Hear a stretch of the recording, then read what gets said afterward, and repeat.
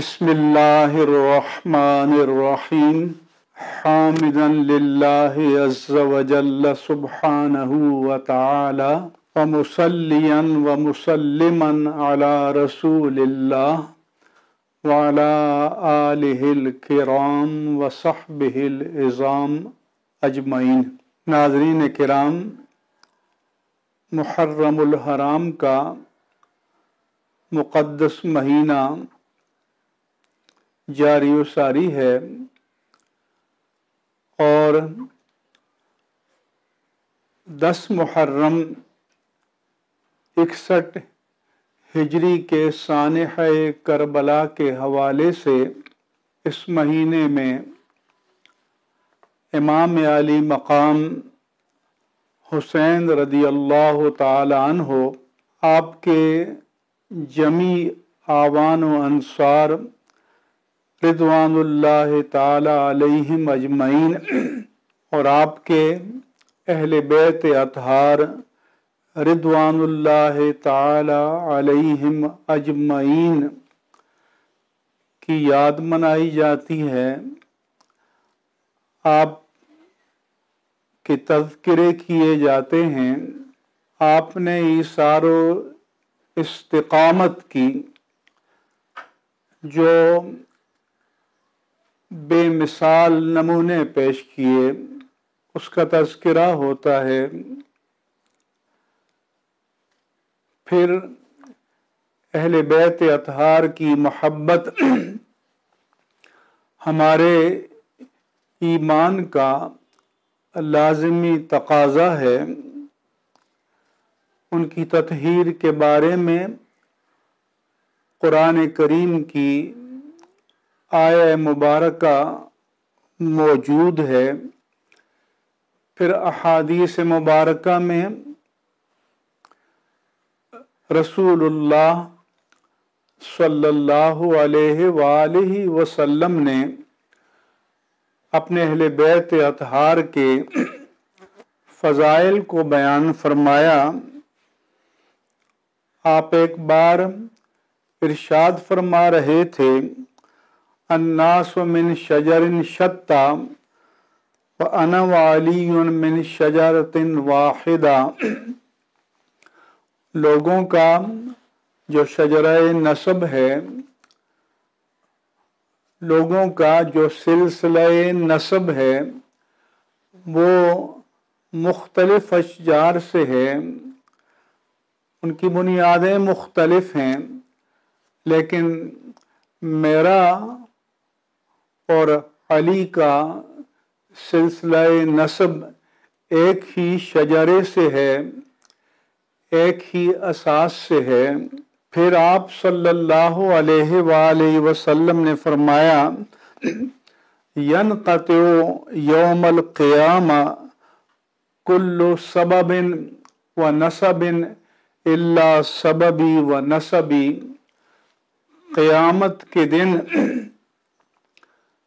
سارے نسبی رشتوں اور سسرالی رشتوں کا جو تفاخر ہے وہ منقطع ہو جائے گا، لیکن تاجدار ختم نبوت صلی اللہ علیہ وآلہ وسلم نے فرمایا کہ میرے نسبی رشتے کا افتخار اور میرے سسرالی نسبت کا افتخار یہ قیامت میں بھی جاری و ساری رہے گا۔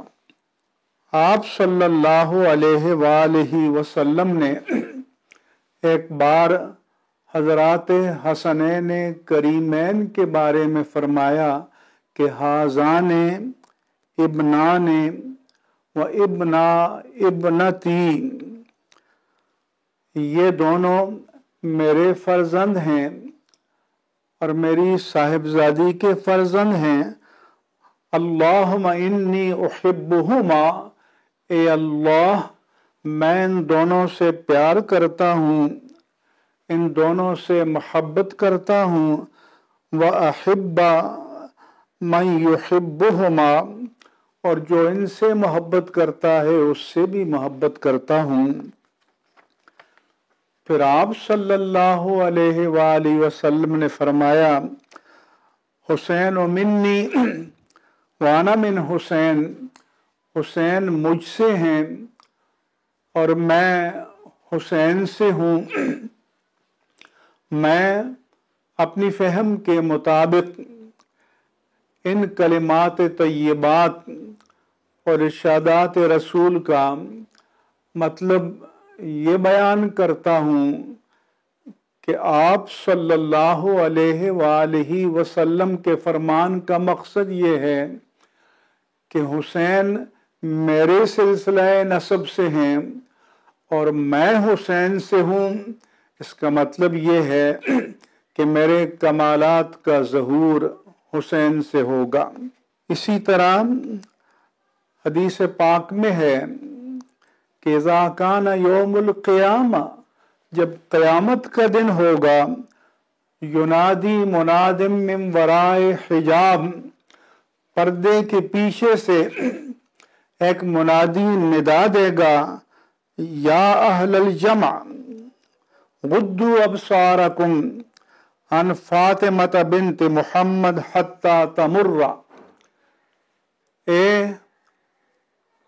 محشر قیامت میں جمع لوگو نگاہیں نیچی کر لو، کیونکہ فاطمہ بنت محمد کی سواری جا رہی ہے اور جب تک اس کی سواری گزر نہ جائے تم ادب کے ساتھ نگاہیں نیچی رکھنا۔ عزیزان گرامی، میرے آقا و مولا صلی اللہ علیہ وآلہ وسلم کو حضرات حسنین کریمین سے اتنا پیار تھا کہ صحابی بیان کرتے ہیں کہ ایک بار ہم نے عشاء کی نماز اللہ کے پیارے رسول صلی اللہ علیہ وآلہ وسلم کے ساتھ پڑھی، تو جب آپ سجدے میں جاتے تو حسنین کریمین آپ کی پشت پہ آ کر بیٹھ جاتے، اور جب آپ سجدے سے سر اٹھاتے تو ان کو پیار سے اٹھا کر سائیڈ پہ بٹھا دیتے۔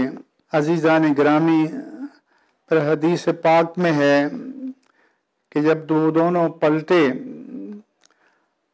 تو صحابی کہتے ہیں کہ میں حاضر ہوا، میں نے عرض کیا یا رسول اللہ، میں ان دونوں بچوں کو لے جا کے ان کی والدہ ماجدہ کے حوالے نہ کر دوں؟ آپ نے فرمایا کہ نہیں۔ فبرقت برقا، اچانک روشنی نمودار ہوئی اور آپ نے دونوں شہزادوں سے فرمایا الحقا بامکما، جاؤ اپنی ماں کے پاس چلے جاؤ۔ فما زالا یمشیان فی ضوئہا حتی دخلا، تو جب تک یہ دونوں شہزادے چل کر اپنے گھر میں داخل نہ ہو گئے وہ روشنی اپنی چمک دکھاتی رہی۔ عزیزان گرامی، یہاں میں چند گزارشات پیش کرنا چاہتا ہوں۔ حضرات اہل بیت اطہار رضوان اللہ تعالی علیہم اجمعین کی محبت ہمارے ایمان کا لازمی تقاضا ہے۔ حضور نے فرمایا کہ میرے اہل بیت کی مثال کشتی نوح کی طرح ہے، فمن رکب فیہا نجا ومن تخلف عنہا ہلکا۔ قوم نوح کے جو لوگ کشتی نوح میں بیٹھ گئے وہ طوفان نوح سے نجات پا گئے، اور جو اس سے پیچھے رہ گئے وہ ہلاک ہو گئے۔ لیکن ایک دکھ بھری بات بھی اپنی قوم کے سامنے عرض کرنا چاہتا ہوں۔ عزیزان گرامی، جب محرم الحرام کا مہینہ آتا ہے، مجالس قائم ہوتی ہیں، عزاداری کے جلوس نکلتے ہیں، تو ہماری ریاست و مملکت کا پورا نظام سہما ہوا ہوتا ہے۔ کہیں کنٹینر لگائے جاتے ہیں، کہیں سیکیورٹی اداروں کی ڈیفنس لائن بنائی جاتی ہے، حتیٰ کہ ایک خوف کی فضا طاری ہو جاتی ہے۔ میرے نزدیک یہ ہم سب کے لیے شرم کی بات ہے۔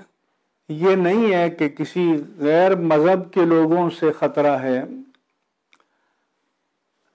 تو کیا محبت حسین کا تقاضا یہ ہے؟ کیا ماضی میں کبھی ایسا ہوتا تھا؟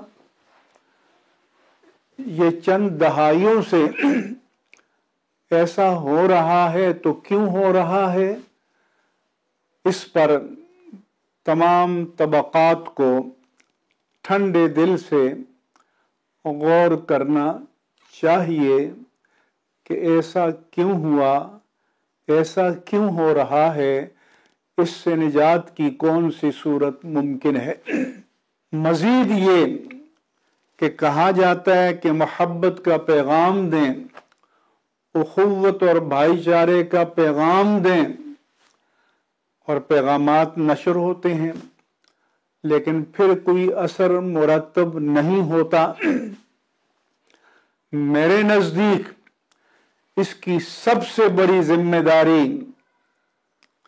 ذاکرین پر عائد ہوتی ہے، خطباء پر عائد ہوتی ہے، نفرت انگیزی پر مبنی خطاب کرنے والے واعظین پر عائد ہوتی ہے۔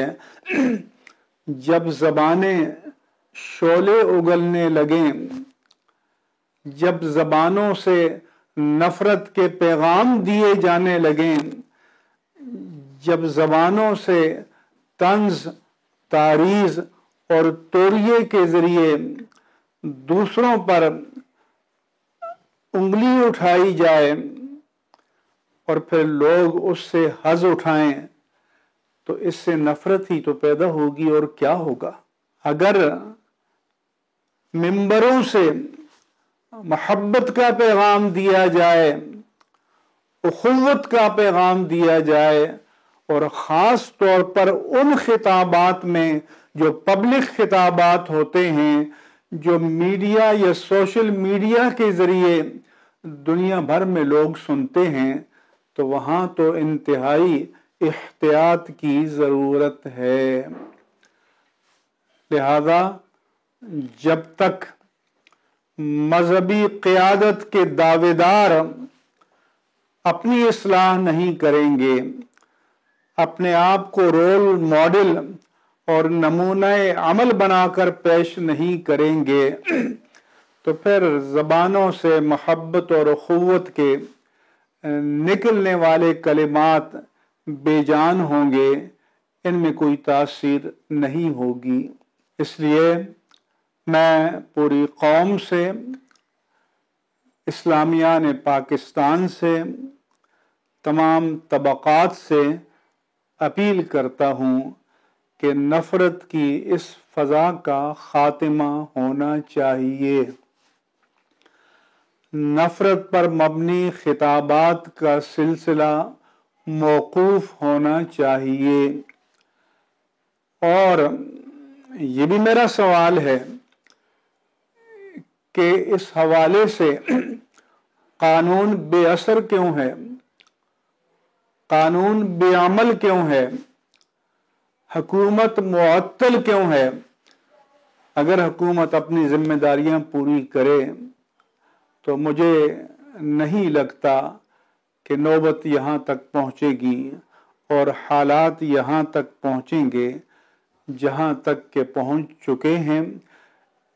ہم سب کی ذمہ داری ہے، تمام مسالک کے ان مذہبی قائدین کی ذمہ داری ہے جو اپنے اپنے مسالک کی قیادت کے دعوے دار ہیں، کہ وہ آگے بڑھیں اور اس آگ کی شعلوں کو بجھائیں، اور جو نفرت انگیز لوگ مختلف طبقات میں گھس گئے ہیں ان کو اپنے اندر سے نکال باہر کریں۔